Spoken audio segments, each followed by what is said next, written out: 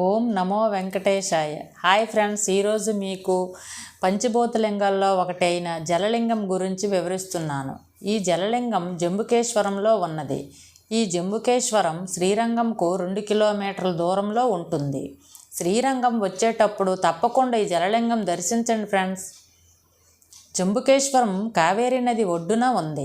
స్థానికులు ఈ నదిని పొన్ని అని పిలుస్తారు. తమిళంలో పొన్ని అంటే బంగారం అని అర్థం. ఇక్కడ కావేరీ నదిలోనే స్నానం చేసి జంబుకేశ్వరుని దర్శించండి, చాలా మంచిది. మేము కావేరీ నదిలో స్నానం చేసి దర్శనానికి వెళ్ళాము. ఈ ఆలయం పంచభూతాల లింగాల్లో జలలింగం.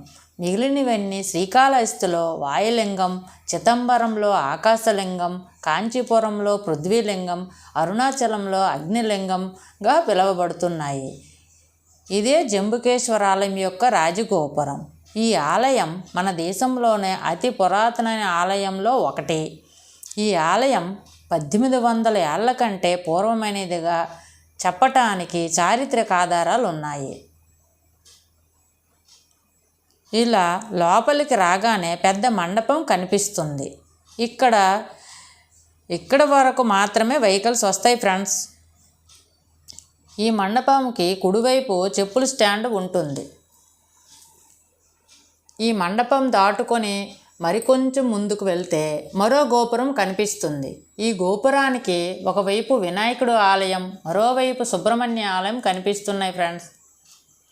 ఇక్కడ నుండి మరికొంచెం ముందుకు వెళితే ప్రధాన గోపురం కనిపిస్తుంది.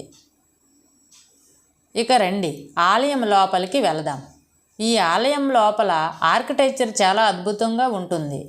ఆలయంలోని ఈ ప్రధాన మండపం చాలా అందంగా ఉంటుంది. చూడండి ఫ్రెండ్స్,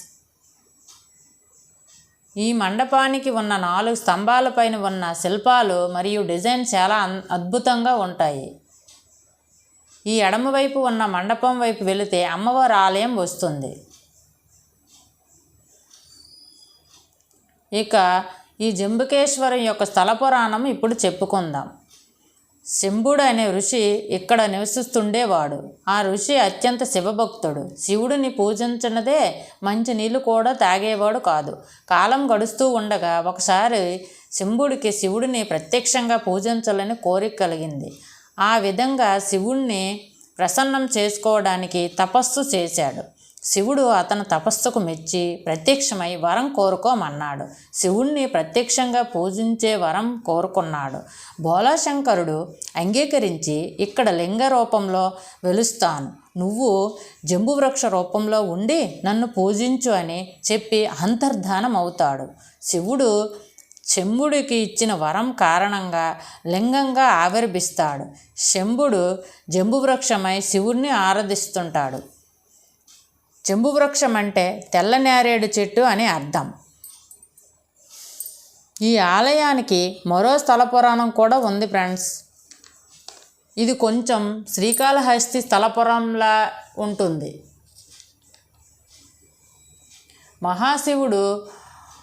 మహాశివుడు గణాల్లో మాల్యవానుడు, పుష్పదత్తుడు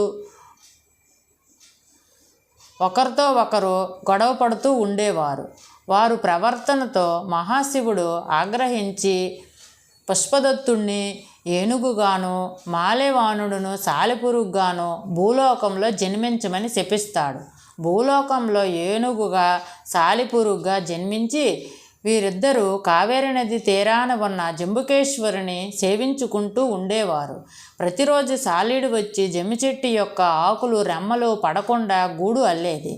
కొంత సమయం తరువాత ఏనుగు వచ్చి సాలీడు ఎంగిలి దారంతో గూడు అల్లిందని తన తొండంతో ఆ గూడును తొలగించేది, నీటితో శుభ్రపరిచేది, రకరకాల పత్ని పూలతో పూజించేది.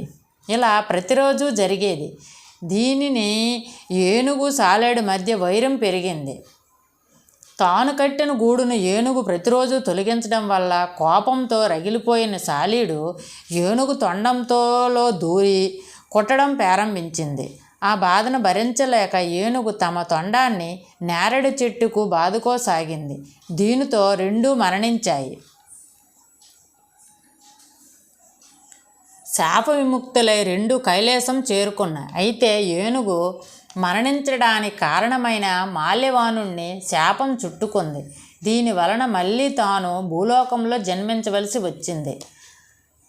అయితే మేము స్వామివారిని దర్శించుకున్నప్పుడు ఈ ఆలయంలో గర్భాలయం చాలా చిన్నదిగా ఉంటుంది. ఈ గర్భాలయంలో ముందు ఉన్న మండపం కూడా చాలా చిన్నదిగా ఉంటుంది ఫ్రెండ్స్. అందులో 5-6 నెంబర్స్ మాత్రమే పడతారు. ఆ మండపం పైన ఉన్న ద్వారం కూడా చిన్నదిగా ఉంటుంది. ఈ ఆలయం దర్శించినప్పుడు మీకు తెలుస్తుంది ఫ్రెండ్స్. ఈ గర్భాలయం ఎంత చిన్నదిగా ఉండటానికి గల కారణం సాలీయుడు తిరిగి భూమి మీద జన్మించవలసి వచ్చిందని మీకు ముందే చెప్పాను కదా. ఆ సాలీయుడు సోలదేశపు రాజకుమారుడిగా జన్మించింది. పూర్వజన్మ జ్ఞాపకాలతో కావేరీ నది తీరాన ఉన్న జంబుకేశ్వర లింగాన్ని వెతుక్కుంటూ వచ్చింది. స్వామిని గుర్తించి జంబుకేశ్వరునికి అతిపెద్ద ఆలయం నిర్మించింది. గత జన్మ జ్ఞాపకం కారణంగా తన శత్రువైన ఏనుగు లోపలికి ప్రవేశించకుండా, స్వామిని సేవించకుండా ఇలా నిర్మించింది. జంబుకేశ్వరునికి పేరు ఉన్నప్పటికీ ఇక్కడ లింగం నీటితో లేదు. కానీ లింగం పానపట్నం నుంచి ఎల్లకాలం నీరు ఊరుతూ ఉంటుంది. గర్భాలయంలో ఉన్న జంబుకేశ్వరునికి అప్పులింగేశ్వరుడని, నీరు తిన్నాదని కూడా పిలుస్తారు. ఈ ఆలయంలో అమ్మవారు అఖిలాండేశ్వరి దేవిగా పూజలు అందుకుంటుంది. ఈ ప్రదేశంలో అమ్మవారిని శివుడు శివజ్ఞానాన్ని ఉపదేశిస్తాడు. ఆలయంలో కెమెరాలు అలౌ చేయడం లేకపోవడం వల్ల అందువలన అమ్మవారి మండపంలో వీడియో తీయలేకపోయాను. మేము అమ్మవారి దర్శనం చేసుకున్నాము. మీరు కూడా తప్పకుండా అమ్మవారి దర్శనం చేసుకోండి ఫ్రెండ్స్. ఓకే ఫ్రెండ్స్, నా ఈ వీడియోలు నచ్చినట్టయితే లైక్ చేయండి, షేర్ చేయండి, సబ్స్క్రైబ్ చేయడం మర్చిపోకండి.